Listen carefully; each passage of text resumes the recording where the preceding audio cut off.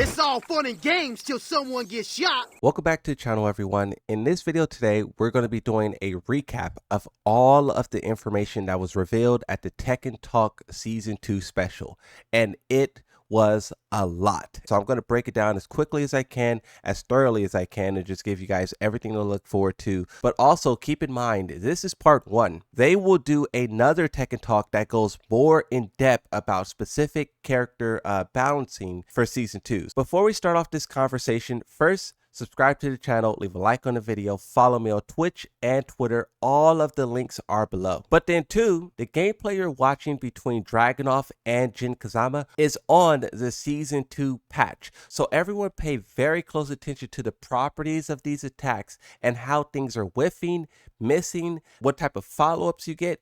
Even though this is two ghosts fighting each other, it does give us a very realistic take on what Dragunov and Jin will be able to do. Call it a sneak peek into Season 2, a glorious sneak peek. But with that being said, let's talk about everything that they announced here at this event. What they started off with was talking about how they hit 3 million copies sold. This is something that we talked about a lot on the channel because it basically shows how the game is doing. And they said the reason why they're kind of behind Street Fighter and Mortal Kombat and the other games is because they're on less platforms. For those of you who don't know, there was a leak that was saying that Tekken 8 will be a launch title for Switch 2, so they're kind of trying to make up for that. But then also they said Tekken is not that popular in Japan, which we know that Street Fighter is a powerhouse over there. The character that they revealed was Anna. Her outfit looks cool, the hair kind of strange. Her gameplay looks very fast, look very Mortal Kombat like, and she has a lot of new things. And then also what they highlighted with the character as well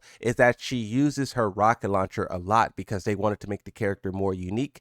The name of the rocket launcher is like Tomboy or Tommy Boy. Basically, this goes back to the idea that she likes Tom and Jerry. This was like a fun fact that you can learn about the character going way back to like Tekken 3, Tekken 2, and then they're just highlighting that once more where she's naming her rocket launcher that she's using to body everyone after Tom the cat. Now, as for Season 2, they confirmed that there will be 2 separate versions of the same pass. One version will have 4 characters and the 2 stages, and then the other version will have just the 4 characters. So if you're like me and you don't want to buy the stage because you could play on the stages for free because everyone else bought them, then you could only get the characters. Now, one character is Anna, and they did confirm that another character will be a totally brand new character. Now, the other 2, we don't know who those characters are, guests or returning, we don't know. The developers also talked about a debate that was taking place between the player base, whether or not to reveal all the DLC characters one at a time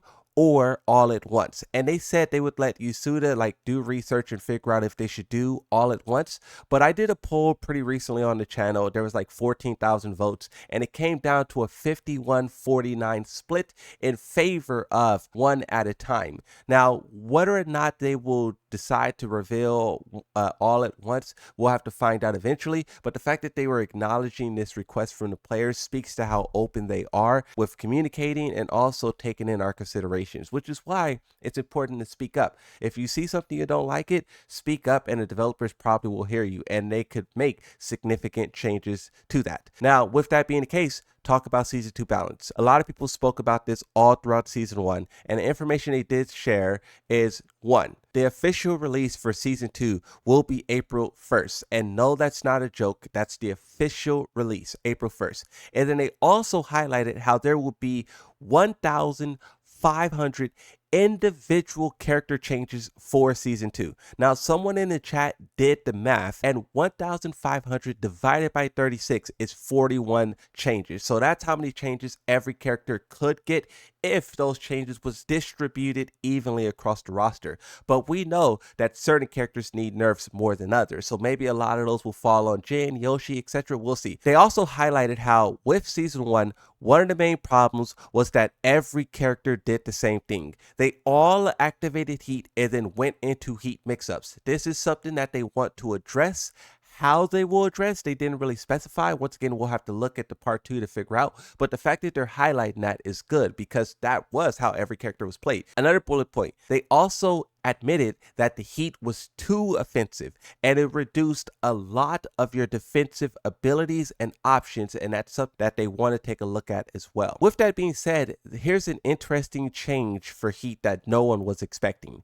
You can now do heat smashes and heat bursts from stances. Not every stance, but some stances. They use Zafina as an example. You'll see a clip of that playing in the video, but that will be interesting because it kind of gives a significant advantage for characters who are stance characters. As they were describing it, I was thinking about Yoshimitsu King Cha dashing in your face and heat smashing you for trying to hit me while I can't block. It will be interesting to see how that pans out. Now, we all are well aware of the trailer they released a while ago where they showed the characters running in heat in a crouch fashion. They described that to us as when you activate heat, you can hold down, back, in another direction, 3 different directions to activate a different type of heat attack, basically like a stance. Basically, heat, instead of just doing back 2-2 with Yoshimitsu and running, you can now hold down to enter into like a heat crouch and do like while standing attacks, while standing mix-ups.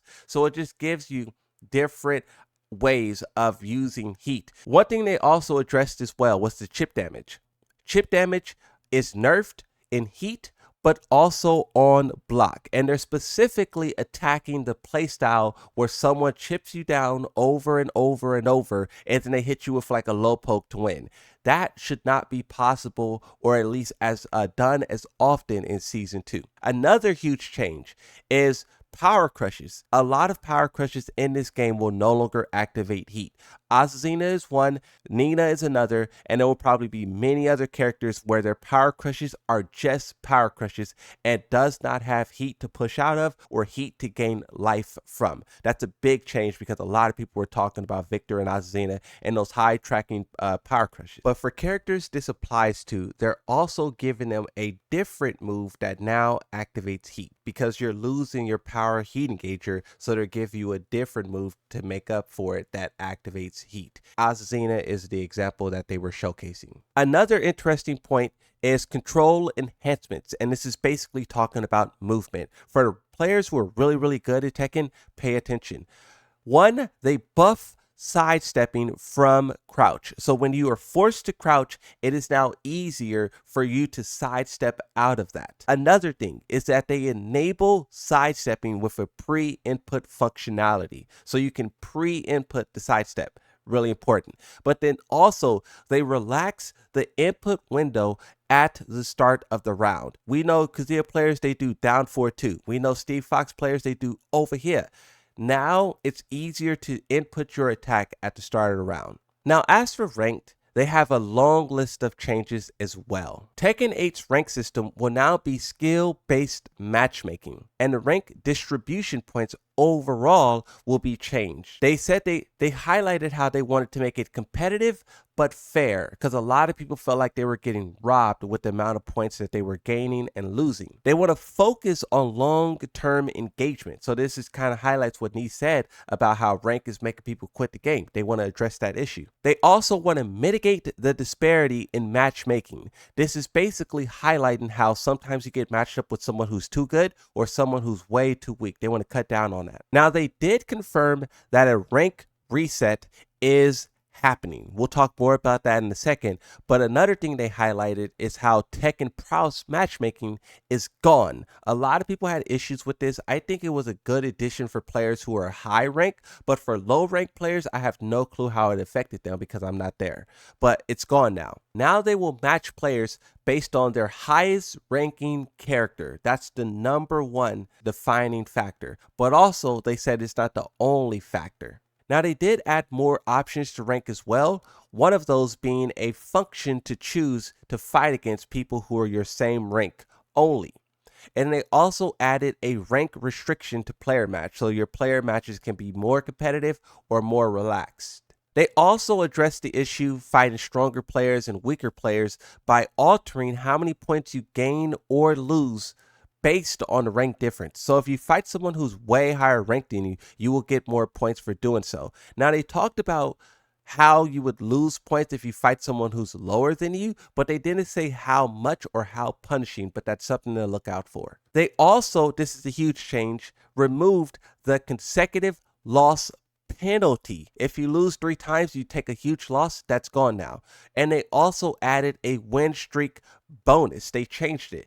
Now, if you go on a win streak, you gain more and more and more points. So the better you play, the more points you get, and this will help players who are stuck in ranked get out of ranked and progress to where they're supposed to be. They also highlighted how when you get demoted and then you promote, you get a huge bonus in points.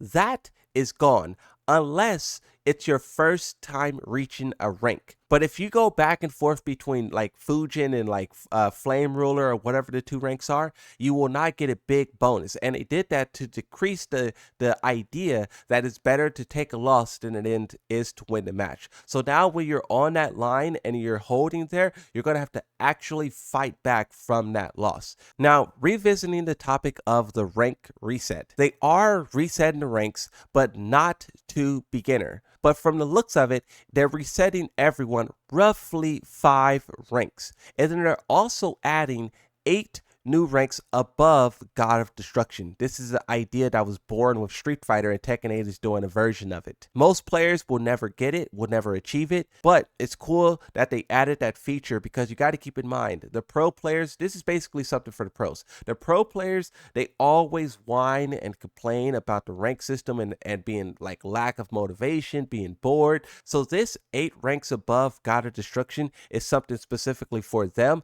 and to give them motivation, which is good. With season 2, it seems like the developers is trying to satisfy everyone and give everyone and achieve the vision that everyone has out, which is a hard thing to do, but with all of these things here, they're definitely doing it. Now when season 2 starts, you will also be rewarded with a title plate that showcases what your highest rank was in Tekken 8 Season 1. So they really are pushing the players to try and reach the highest you can before the reset, so that way in Season 2 you can show off that new title that you have. As for new modes, this is something that was teased over a year ago, and it's Ghost versus Ghost.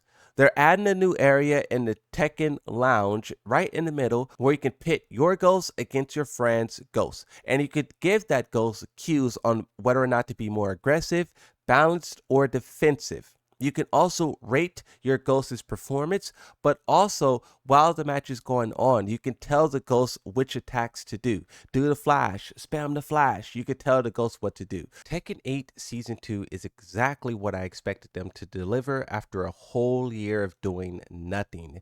This update is going to be massive, and really this video doesn't even emphasize how much stuff they're actually adding into the game. Subscribe to the channel. When they do the part 2, I will definitely stream it and then once again cover it.